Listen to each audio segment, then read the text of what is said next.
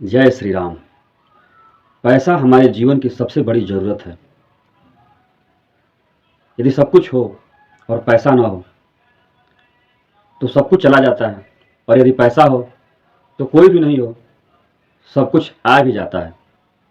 तो आज हम चर्चा करने वाले हैं कि अपनी कुंडली को देखकर हम कैसे जानें कि हमको पैसा कहाँ से आएगा, कितना आएगा। तो आइए कुछ बात को आगे ना बढ़ाकर सीधे कुछ उदाहरणों के द्वारा हम जानने का प्रयास करते हैं कि पैसा कैसे आएगा। ये एक कुंडली है। अब इनका प्रश्न है कि पैसा कैसे आएगा। तो बहुत सिंपल सा फंडा है। आप सेकंड हाउस को चेक करिए। यदि सेकंड हाउस में कोई प्लैनेट है तो पैसा वहाँ से आएगा, और अगर सेकंड हाउस में कोई प्लैनेट नहीं है तो आप ये देखिए कि सेकंड हाउस को कौन एस्पेक्ट कर रहा है, कौन देख रहा है, तो पैसा वहाँ से आएगा।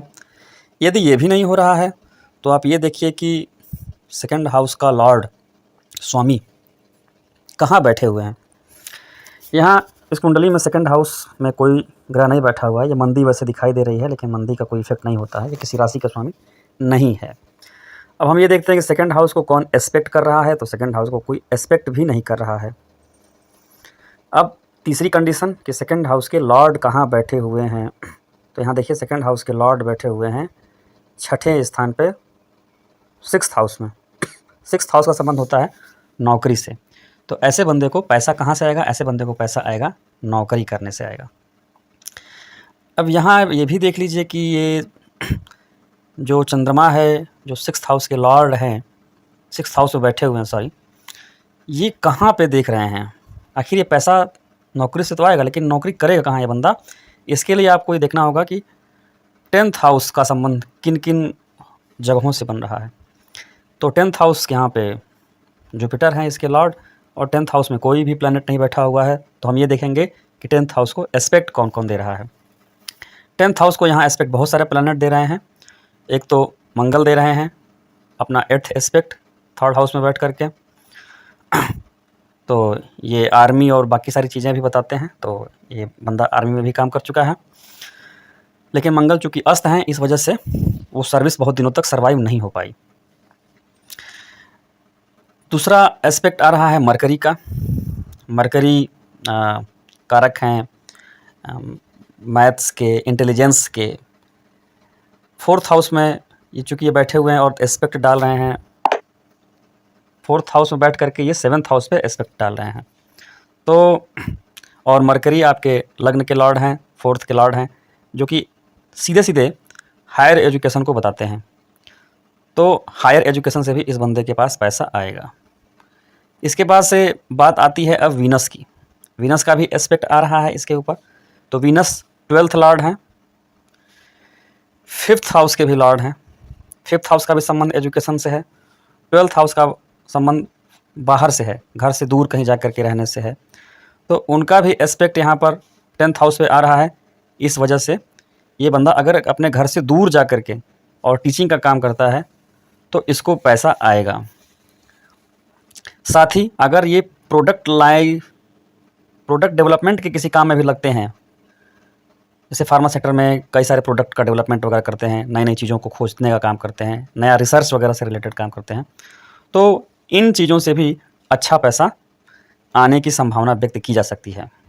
और कुंडली मेष लग्न की है। आप देख रहे हैं कि बात करते हैं इनको पैसा कहाँ से आएगा। इनका प्रश्न था कि ये पैसे के बारे में। तो पैसे के लिए हमको देखना पड़ेगा सेकंड हाउस। ये सेकंड हाउस है जहाँ 2 नंबर लिखा है। सेकंड हाउस में कोई ग्रह नहीं बैठा है। तो अब हम देखेंगे कि सेकंड हाउस को कौन सा ग्रह दिख रहा है। सेकंड हाउस को ये मंगल देख रहे हैं आपके। मंगल की 8वीं दृष्टि सेकंड पे पड़ रही है। ऐसे गुरु की भी 9वीं दृष्टि सेकंड पे पड़ रही है। शनि की भी 3री दृष्टि सेकंड पे पड़ रही है। इसलिए पैसे तो कई जगह से आएंगे इनके पास। तो देखते हैं कि मंगल क्या बता रहे हैं। मंगल बैठे हुए हैं सेवन्थ हाउस में। सेवन्थ हाउस का मतलब वाइफ हो जाता है, सेवन्थ हाउस का मतलब पार्टनर हो जाता है। तो पार्टनर से पैसा आएगा, वाइफ से पैसा आएगा। इनकी वाइफ सर्विस करती हैं, और चूँकि मंगल हॉस्पिटल वगैरह दवाइयों के कारक हैं, तो इनकी वाइफ हॉस्पिटल से रिलेटेड वर्क में है, इन्वॉल्व है, तो वहाँ से पैसा आएगा। फिर मंगल यहाँ पे 8th के भी लॉर्ड हैं, तो 8th हाउस से भी पैसा आएगा। लग्न के भी स्वामी हैं, तो खुद से भी पैसा आएगा, खुद को भी दिखा करके पैसा आएगा। 8th का लॉर्ड कुछ सही एक्टिविटी को नहीं शो करता है, इसलिए 2 नंबर की एक्टिविटी को शो करता है। 2 नंबर का पैसा ऐसे बंदे के पास आता है।